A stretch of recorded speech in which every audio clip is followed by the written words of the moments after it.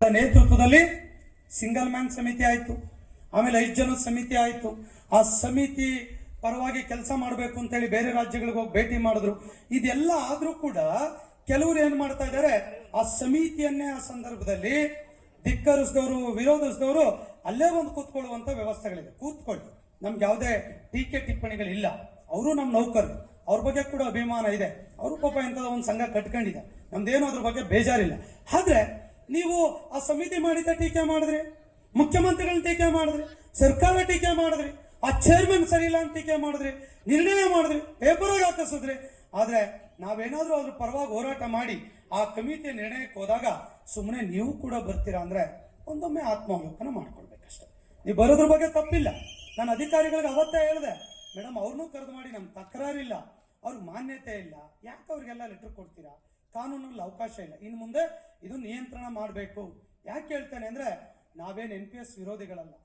ಸರ್ಕಾರಿ ನೌಕರ ಸಂಘ ಬಹುಶಃ ಹಿಂದಿನ 2 ಅಧ್ಯಕ್ಷರ ಕಾಲದಿಂದನೂ ಕೂಡ ಬರೀ ಧಿಕ್ಕರಿಸಿ ವಿರೋಧ ಮಾಡಿ ಬಂದಂಥವ್ರು. ಬಹುಶಃ ಒಬ್ಬರು ಮಾಜಿ ಅಧ್ಯಕ್ಷರು ರಾಜ್ಯ ಮಟ್ಟದ ಕ್ರೀಡಾಕೂಟ ನಡೀತಾ ಇತ್ತು, ಅನ್ಪಾರ್ಲಿಮೆಂಟರಿ ವರ್ಡಲ್ಲಿ ಅವ್ರನ್ನ ಮಾತಾಡಿದ್ರು. ಬಹುಶಃ ಇವರು ಒಂದಾಗಿರ್ಬೋದು, ಅದು ಬೇರೆ ವಿಷಯ, ಮಾತಾಡಿದ್ ಮರ್ತೋಗಿರ್ಬೋದು, ರೆಕಾರ್ಡಲ್ಲಿ ಇರ್ತದೆ. ಇವತ್ತು ಸರ್ಕಾರಿ ನೌಕರ ಸಂಘವನ್ನ ಟೀಕೆ ಮಾಡಿದ್ರು. ಆ ವಿಷಯಕ್ಕೆ ನೈತಿಕತೆ ಹೋರಾಟ ಮಾಡಿ, ನೀವು ಫ್ರೀಡಮ್ ಪಾರ್ಕ್ ಮಾಡಿ ಅಥವಾ ಅರಮನೆ ಮೈದಾನದಲ್ಲಿ ಮಾಡಿ, ಇದು ನಮ್ದೇನು ತಕರಲ್ಲ, ನಾವ್ ಯಾವುದು ವಿರೋಧ ಮಾಡಲ್ಲ, ನಮ್ಮನ್ನು ಕೇಳಿ ಮಾಡಿ ಅಂತನೂ ನಿಮಗೆ ಕೇಳಲ್ಲ. ಆದ್ರೆ ಈ ವಿಚಾರದಲ್ಲಿ ಕೂಡ ಅವರು ಮನೆ ನಡೆದಂತ ನಡವಳಿಕೆಗಳ ಬಗ್ಗೆ ಇದೆ. ಬಟ್ ವಿಶೇಷ ಏನು ಅಂದ್ರೆ, ನಮ್ಮ ಉಮಾ ಮಹಾದೇವನ್ ಮೇಡಮ್ ಅವರು ನಮಗೆ ಮತ್ತೆ ರೇಜು ಸರ್ ಅವರು ಒಂದು ಚರ್ಚೆ ಮಾಡಿದ್ರು. ಸರ್ ಯಾಕೆ ಮೀಟಿಂಗ್ ಕರಿತೀರಾ ಇಲ್ವಾ, ರಿಪೋರ್ಟ್ ಕೊಡ್ತೀರಾ ಇಲ್ವಾ ಅಂತ ಕೇಳಿ. ಇಲ್ಲ ಆಕ್ಷನ್ ಮಾಡ್ತೀವಿ 2 ಸಲ ಹೇಳಿದೆ. 3ನೇ ಸಲ ನಾನು ಹೇಳಿದೆ, ಸರ್ ನೀವು ಮೀಟಿಂಗ್ ಕರೆಯಕ್ಕೆ ಏನಾದ್ರು ನಾವು ಸ್ಟ್ರೈಕ್ ಮಾಡಿದ್ಮೇಲೆ ಮೀಟಿಂಗ್ ಕರಿತೀರಾ ಅಂತ ಕೇಳಿದೆ. ಅವ್ರಿಗೆ ಸ್ಟ್ರೈಟ್ ಆಗಿ ಕೇಳಿದೆ, ಮೀಟಿಂಗ್ ಕರೀಲಿಕ್ಕೆ ಏನಾದ್ರು ನಾವು ಸ್ಟ್ರೈಕ್ ಮಾಡಿದ್ಮೇಲೆ ಕರಿತೀರಾ ಅಂತ ಕೇಳಿದೆ. ಮೊದಲು ಸರ್ ತಾವು ಮೀಟಿಂಗ್ ಕರೀರಿ, ನೌಕರ ಸಮಸ್ಯೆಲಿದ್ದಾರೆ, ಒಂದು ಶುಭ ಸಂದೇಶ ಹೋಗ್ಬೇಕು, ಒಂದು ಆಶಾದಾಯಕ ಬೆಳವಣಿಗೆ ಹೋಗ್ಬೇಕು ಅಂತ ಹೇಳಿದಾಗ ಅವಾಗ ರೇಜು ಸರ್ ಅವರು ಇಮಿಡಿಯೇಟ್ ಅವ್ರ ಅಂಡರ್ ಸೆಕ್ರೆಟರಿ ಫೋನ್ ಮಾಡಿ ಮೀಟಿಂಗ್ ನೋಟಿಸ್ ಅನ್ನ ರೆಕಾರ್ಡ್ ಮಾಡಿದ್ರು.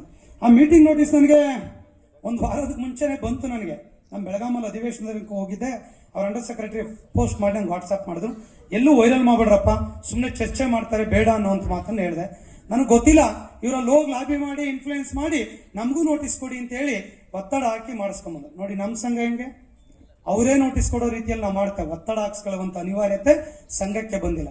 ಆದ್ಮೇಲೆ ಬಂದ್ವಿ, ಮೀಟಿಂಗ್ ಮಾಡಿದ್ವಿ. ಬಹುಶಃ 40 ಜನ ಹೋಗಿದ್ವಿ. 40 ಜನನು ಕೂಡ ಒಳಗಡೆ ಕರೆಸಿ ಪ್ರತಿಯೊಂದು ವಿಚಾರವನ್ನು ಕೂಡ ಎಳೆಯಾಗಿ ಅವತ್ತಿನ ಸಭೆನಲ್ಲಿ ನಾವು ಮಂಡಿಸಿದ್ವಿ. ತಮ್ಮ ಗಮನದಲ್ಲಿದೆ, ಇವತ್ತು ಎಷ್ಟು ಖರ್ಚಾಗ್ತಾ ಇದೆ? 2,93,000 NPS ನೌಕರರು ಈ ವ್ಯವಸ್ಥೆಯಲ್ಲಿದ್ದಾರೆ. ಅವ್ರಿಗೆ ಇವತ್ತು 10% ಕಾಂಟ್ರಿಬ್ಯೂಷನ್ ಹೋದ್ರೆ ವರ್ಷಕ್ಕೆ ಎಷ್ಟಾಗ್ತದೆ? ಸುಮಾರು 3,000 ಕೋಟಿ ಸರ್ಕಾರಕ್ಕೆ ಬರ್ಡನ್ ಆಗ್ತಿದೆ. ಇವತ್ತು 2,73,000 ಹುದ್ದೆಗಳು ಖಾಲಿ ಇದೆ.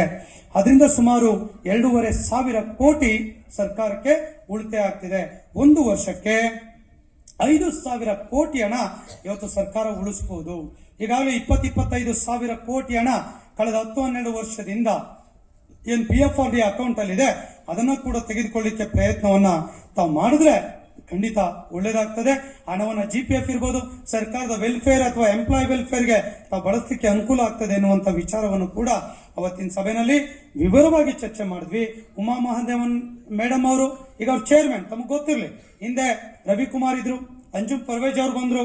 ಅಂಜುಮ್ ಪರ್ವೇಜ್ ಅವರು ಆದ್ಮೇಲೆ ಈಗ ಉಮಾ ಮಹಾದೇವನ್ ಇದ್ದಾರೆ. ಯಾರು ಡೆವಲಪ್ಮೆಂಟ್ ಕಮಿಷನರ್ ಇದ್ದಾರೆ, ಯಾರು ಸರ್ಕಾರದ ಅಪರ ಮುಖ್ಯ ಕಾರ್ಯದರ್ಶಿಗಳಿದ್ದಾರೆ, ಅವರು ಬೈ ಡಿಫಾಲ್ಟ್ ಅವ್ರ ನೇಮ್ ನಲ್ಲಿ ಆ ಒಂದು NPS ಕಮಿಟಿ ಚೇರ್ಮನ್ಶಿಪ್ ಇರ್ತದೆ. ಆ ಒಂದು ಮೀಟಿಂಗ್ ನಲ್ಲಿ ಕೂಡ ವಿವರವಾಗಿ ನಾವು ಚರ್ಚೆಯನ್ನ ಮಾಡಿದ್ವಿ. ಅಲ್ಲಿ ಕೂಡ ಒಂದು ನಿರ್ಣಯಕ್ಕೆ ಬಂತ ಅವ್ರ ಮಾತು ಕೇಳಿದ್ರು ನನಗೆ, ಷಡಾಕ್ಷರಿ ಅವರೇ ನೀವು ಹೇಳೋದೆಲ್ಲ ಸರಿ ಇದೆ, ಬೇರೆ ರಾಜ್ಯದಲ್ಲಿ ಆಗಿದೆ, ಈಗಿದೆ, ಎಲ್ಲ ಸರಿ ಇದೆ, ಆದ್ರೆ ನಮ್ಮಲ್ಲಿ ಕೂಡ NPS ಒಳಗೆ ಏನು ಸುಧಾರಣೆಗಳನ್ನ ತರಬೇಕು ಅನ್ನುವಂಥದ್ದನ್ನ ಏನಾದ್ರೂ ಕೂಡ ಹೇಳಲಿಕ್ಕೆ ಸಾಧ್ಯತೆ ಆಗ್ತದ ಅನ್ನುವಂಥ ಮಾತನ್ನ ಅವತ್ತಿನ ಸಭೆ ನಮಗೆ ಕೇಳಿದ್ರು. ನಾವು ಒಂದೇ ವರ್ಡಲ್ಲಿ ಹೇಳಿದ್ವಿ, ನಮ್ಮ ಮುಂದೆ NPS ಇಂದ UPS ಇಲ್ಲ, NPS ಇಂದ OPS ಅಷ್ಟೇ ಆಗಬೇಕು, ಅದನ್ನ ಬಿಟ್ಟರೆ ಯಾವ ನಿರ್ಣಯಕ್ಕೂ ಕೂಡ ನಮ್ಮ ಒಪ್ಪಿಗೆ ಇಲ್ಲ ಅನ್ನುವಂತ ಸ್ಪಷ್ಟ ಸಂದೇಶ ಪ್ರೊಸೀಡಿಂಗ್ಸ್ ಅಲ್ಲಿ ರೆಕಾರ್ಡ್ ಆಗಿದೆ. ಅದು ಕೂಡ ಎಲ್ಲ ಇಬ್ಬರು ಪ್ರಿನ್ಸಿಪಲ್ ಸೆಕ್ರೆಟರಿ ಕೂಡ ಸಿಗ್ನೇಚರ್ ಮಾಡಿದ್ದಾರೆ. ಅದನ್ನ ಆಚೆ ಡಿಸ್ಕ್ಲೋಸ್ ಮಾಡ್ಲಿಕ್ಕೆ ಬರೋದಿಲ್ಲ ಅನ್ನುವಂತ ಸಂಗತಿಯನ್ನ ಹೇಳಲಿಕ್ಕೆ ಬಯಸ್ತೇನೆ. ಇವತ್ತು NPS ಬಹುಶಃ 1 ತಿಂಗಳು ಅಂತ ಹೇಳಿದ್ವಿ, ಮತ್ತೆ ಹೋಗ್ತೇವೆ ಮೊನ್ನೆ ತಮಿಳುನಾಡು ಗೌರ್ಮೆಂಟ್ ಕೂಡ ಒಂದು NPS OPS ಮಾಡ್ಲಿಕ್ಕೆ 10% ಕಾಂಟ್ರಿಬ್ಯೂಷನ್ ಮೇಲೆ ಕೊಡ್ಲಿಕ್ಕೆ ಈಗಾಗಲೇ ತೀರ್ಮಾನ ಮಾಡ್ತು. ಅದಾದ್ಮೇಲೆ ಮುಖ್ಯಮಂತ್ರಿಗಳ ಅಪರ ಪ್ರಧಾನ ಕಾರ್ಯದರ್ಶಿಗಳು ಅಂಜುಮ್ ಸರ್ ಹತ್ರ ಕೂಡ ಸರ್ ಈ ತರ ಆಗಿದೆ, ದಯಮಾಡಿ ಮಾಡ್ಕೊಡಿ. ಆರ್ಥಿಕ ಇಲಾಖೆ 3 ಜನ ಅಧಿಕಾರಿಗಳ ಹತ್ರ ಹೋದ್ವಿ, ಉಮಾ ಮೇಡಮ್ ಹತ್ರ ಹೋದ್ವಿ, ಮುಖ್ಯಮಂತ್ರಿಗಳ ಗಮನವನ್ನು ಕೂಡ ಸೆಳೆದಿದ್ದೇವೆ. ಸರ್ ದಯಮಾಡಿ ಅದನ್ನು ಕೂಡ ತಾವು ಜಾರಿಗೆ ಮಾಡಬೇಕು, ತುಂಬಾ ಡಿಲೇ ಆಗ್ತಾ ಇದೆ, ನಮ್ಮನ್ನ ಸ್ಟ್ರೈಕಿಗೆ ಹೋಗ್ಲಿಕ್ಕೆ ನಮ್ಮ NPS ನೌಕರು ಒತ್ತಡ ಇರ್ತಿದ್ದಾರೆ, ಸಂಘ ತೀರ್ಮಾನ ತೆಗೆದುಕೊಂಡ್ರೆ ನಿಮಗೆ ಕೆಟ್ಟ ಹೆಸರು ಬರ್ತದೆ. ತಮ್ಮ ಮ್ಯಾನಿಫೆಸ್ಟೋದಲ್ಲಿ ಕೂಡ ಹೇಳಿದಿರಾ, ಇದ್ರ ಬಗ್ಗೆ ಬೇಗ ರಿಪೋರ್ಟ್ ಅನ್ನ ತೆಗೆದುಕೊಳ್ಳಿ, ತಗೊಂಡ್ಮೇಲೆ ತಾವು ಸಚಿವ ಸಂಪುಟಕ್ಕೆ ತಂದು NPS OPS ಮಾಡಿಸುವಂತ ಕೆಲಸವನ್ನ ತಾವು ಮಾಡಬೇಕು ಅನ್ನುವಂತ ಒಂದು ವಿನಂತಿಯನ್ನ ಮಾನ್ಯ ಮುಖ್ಯಮಂತ್ರಿಗಳ ಅಧಿಕಾರಿಗಳ ಗಮನವನ್ನ ಬಹಳ ಮತ್ತೊಮ್ಮೆ ಕೂಡ ಸೆಳೆದಿದ್ದೇವೆ, ಸಭೆ ಕೂಡ ಮಾಡಿದ್ದೇವೆ ಎನ್ನುವಂತ ಮಾಹಿತಿಯನ್ನ ತಮ್ಗೆ ಹೇಳಲಿಕ್ಕೆ ನಾನು ಬಯಸ್ತಾ ಇದ್ದೇನೆ. ಇದ್ರ ಜೊತೆ ಮೊನ್ನೆ ನಮ್ಮ ಅಧಿಕಾರಿಗಳಲ್ಲಿ ಕೂತಾಗ ಅದೆಲ್ಲ ಆದ್ಮೇಲೆ ಅವ್ರು ಕೇಳಿದ್ರು, ಷಡಾಕ್ಷರಿ ಅವರೇ ಇದು ಒಂದು ಭಾಗ, ನಾವೆಲ್ಲ ಸಂಘಟನೆಯಲ್ಲಿ ಇದ್ದೇವೆ, 2,93,000 ನೌಕರರು, ಅವರ ಕುಟುಂಬ, ಅವರ ಮನಸ್ಸುಗಳು ನಮ್ಮ ಜೊತೆ ಇದೆ. ಈಗ ಯಾರ ಜೊತೆನೂ ಇಲ್ಲ, ಸರ್ಕಾರಿ ನೌಕರ ಸಂಘದ ಜೊತೆ ಇದೆ. ಹೌದೋ ಇಲ್ಲೇನ್ರಿ? ನಿಮ್ಗೆ ಗೊತ್ತಿದೆಯಲ್ಲ, ಮತ್ತೆ ಎಲ್ಲೆಲ್ಲ ಹೋಗ್ತಿದ್ರಲ್ಲ, ಅದಕ್ಕೆ ಮತ್ತೆ ಕೇಳ್ಕೋಬೇಕಲ್ಲ. ನೀವಿದ್ರೆ ನಾವು ಎಕ್ಸ್ಪೆಂಡಿಚರ್ ಮಾಡಕ್ ನಾವೇ ಯೋಚನೆ ಮಾಡಬೇಕು, ಸುಮ್ನೆ ನಾವ್ಯಾಕೆ ಮಾಡಕ್ ಹೋಗೋಣ? ಹಾಗಾಗಿ ಅವರೆಲ್ಲ ಕುತ್ಕೊಂಡು ಅವತ್ತು ಹೇಳಿದ್ರು, ಇಲ್ಲ ಸರ್ ನೆಕ್ಸ್ಟ್ ಮೀಟಿಂಗ್ ಅಲ್ಲಿ ಒಂದು ಚರ್ಚೆಗೆ ಬಿಡಿ, ಈಗ ನಾವು ಮಹಿಳಾ ಸಮಾವೇಶ ಮಾಡ್ತೇವೆ, ಸರ್ಕಾರಿ ನೌಕರ ಸಮಾವೇಶ ಮಾಡ್ತೇವೆ, ಆದ್ರೆ NPS ನೌಕರಿಗೆ ಸಂಬಂಧಪಟ್ಟಂತೆ ಈ ರಾಜ್ಯದಲ್ಲಿರುವಂತಹ 2,93,000 NPS ನೌಕರನ್ನ ಒಂದೇ ವೇದಿಕೆಯಲ್ಲಿ ಸೇರಿಸೋಣ, ಪ್ರತಿ ತಾಲೂಕು ಜಿಲ್ಲೆಗಳಿಂದ ಬಸ್ ಮಾಡ್ಕೊಂಡು ಬರ್ಲಿ, ಒಂದು ದೊಡ್ಡ ಮಟ್ಟದಲ್ಲಿ ಒಂದು ಸಮ್ಮೇಳನ ಹುಟ್ಟಾಕೋಣ. ಮುಖ್ಯಮಂತ್ರಿಗಳು, ಉಪಮುಖ್ಯಮಂತ್ರಿಗಳು, ಸಚಿವರು, ಕಡ್ಡಾಯವಾಗಿ ಚೀಫ್ ಸೆಕ್ರೆಟರಿ, ಫೈನಾನ್ಸ್ ಸೆಕ್ರೆಟರಿ ಅವರ ಮೀಟಿಂಗಿಗೆ ಬರಬೇಕು. ಅಲ್ಲಿ ಒಂದು ನಿರ್ಣಯ ಆಗಬೇಕು, ಏನಾಗಬೇಕು, ಯಾವತ್ ಮಾಡ್ತೀವಿ, ಹೇಗ್ ಮಾಡ್ತೀವಿ, ಮತ್ತೆ ಯಾವ ರೀತಿ ಮಾಡ್ತೇವೆ ಅನ್ನುವಂತ ನಿರ್ಣಯ ಆಗಬೇಕು. ಆ ವಿಚಾರಕ್ಕೆ ಇಮಿಡಿಯೇಟ್ ಸಮ್ಮೇಳನ ಕರೀಲಿಕ್ಕೆ ಆಗಲ್ಲ, ಅದಕ್ಕೆ ಒಂದು ಚರ್ಚೆನ ಹುಟ್ಟಾಕಿ ಅವನ್ನ ಸಂಘಟಿತರನ್ನಾಗಿ ಮಾಡಿ ಒಂದು ವೇದಿಕೆಯಲ್ಲಿ ತರೋ ಕೆಲಸ ಮಾಡಿ. ಬಹುಶಃ ನೀವು 2.5 ಲಕ್ಷ ಜನ ಪ್ಯಾಲೇಸ್ ಗ್ರೌಂಡ್ ಅಲ್ಲಿ ಸೇರಿಸಿದ್ರಿ. ಆ ಪ್ಯಾಲೇಸ್ ಗ್ರೌಂಡ್ ಅಲ್ಲಿ ಸೇರಿದಾಗ ಮುಖ್ಯಮಂತ್ರಿಗಳು ಏನಂದ್ರು, ಏನ್ರಿ 2.5 ಲಕ್ಷ ಜನ ಸೇರಿದ್ದಾರೆ, ಹಿಂದೆ ಕೂಡ ನನ್ನ ಸಮ್ಮೇಳನಕ್ಕೆ ಬಂದಿದ್ದೆ, 40-50 ಜನ ಸೇರೋರು, ಇವತ್ತೇನು ಈ ಮಟ್ಟಕ್ಕೆ ಸೇರಿಸಿದೀರಾ, ನಿಜವಾಗ್ಲೂ ನಮ್ಮ ಮನೆ ಹತ್ರ ಇಂದು ಕೂಡ ನಡ್ಕೊಂಡ್ ಬರ್ತಿದ್ದಾರೆ ಅಂತ ಹೇಳಿ 12ವರೆಗೆ ಮುಖ್ಯಮಂತ್ರಿಗಳು ಕೂಡ ಹೇಳಿದಂತ ಮಾತು. ಹಾಗಾಗಿ ಇವತ್ತೇನು ಮುಖ್ಯಮಂತ್ರಿಗಳು, ಉಪಮುಖ್ಯಮಂತ್ರಿಗಳಿದ್ದಾರೆ, ಅವರನ್ನ ಕರೆದು ಒಂದು ಈ ವಿಚಾರದ ಬಗ್ಗೆ ಒಂದು ಜಾಗೃತಿ ಮೂಡಿಸುವಂತ, ಸಂಘಟನೆಯನ್ನು ಕಟ್ಟುವಂತ, ಸರ್ಕಾರದ ಮೇಲೆ ಆಗ್ರಹ ಪಡಿಸುವಂತ, ಒತ್ತಡ ಏರುವಂತ ಒಂದು ಪ್ರಯತ್ನಕ್ಕೆ ಕೈ ಹಾಕಬಹುದಾ ಅನ್ನುವಂತ ಒಂದು ಚರ್ಚೆ ವಿಷಯವನ್ನ ನಾನಿವತ್ತು ನಿಮ್ಮ ಗಮನಕ್ಕೆ ಬಿಡ್ತಾ ಇದ್ದೇನೆ.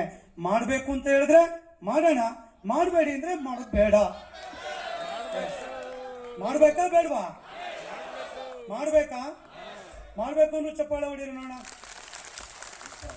ಹಾಗಾಗಿ ನೋಡೋಣ, ನಿಮ್ ಚರ್ಚೆಗೂ ಕೂಡ ಬಿಡ್ತೀವಿ, ಯಾವ ರೀತಿ ಮಾಡೋದು ಅದು ನೆಕ್ಸ್ಟ್ ಸಭೆಯಲ್ಲಿ ಚರ್ಚೆ ಮಾಡೋಣ. ಮತ್ತೆ ಅದಕ್ಕೆ ಬರುವಂತ ಎಕ್ಸ್ಪೆಂಡಿಚರ್ಸ್ ಗಳಿರ್ಬೋದು, ಅದನ್ನ ಬೇರ್ ಮಾಡ್ಲಿಕ್ಕೆ ಮತ್ತೆ ಇನ್ನೊಂದು ತಿಳ್ಕೊಳ್ಳಿ, ನಿಮ್ ತಾಲೂಕು ಜಿಲ್ಲೆಗಳಿಂದ ನಾವ್ ಹೆಂಗ್ ಸಮ್ಮೇಳನ ಮಾಡೋದ್ವಲ್ಲ ಅಷ್ಟೇ ರೀತಿಯಲ್ಲಿ ಏನು 2,93,000 ಜನ ಇದ್ದಾರೆ, ಅದೇ ಜಾಗದಲ್ಲಿ ಅಷ್ಟೇ ಸಂಖ್ಯೆಯಲ್ಲಿ ಕೇವಲ NPS ನೌಕರು ಹೊಡಿಸ್ಕೊಂಡು ಬರೋ ಕೆಲಸ ಯಾರ್ದು? ತಾಲೂಕು ಅಧ್ಯಕ್ಷರು, ಜಿಲ್ಲಾಧ್ಯಕ್ಷರದು. ಅದಕ್ಕೂ ಹೊಡಿಬೋದಲ್ಲ. ಆ ಕೆಲಸ ಕೂಡ ನೀವು ಮಾಡಬೇಕು.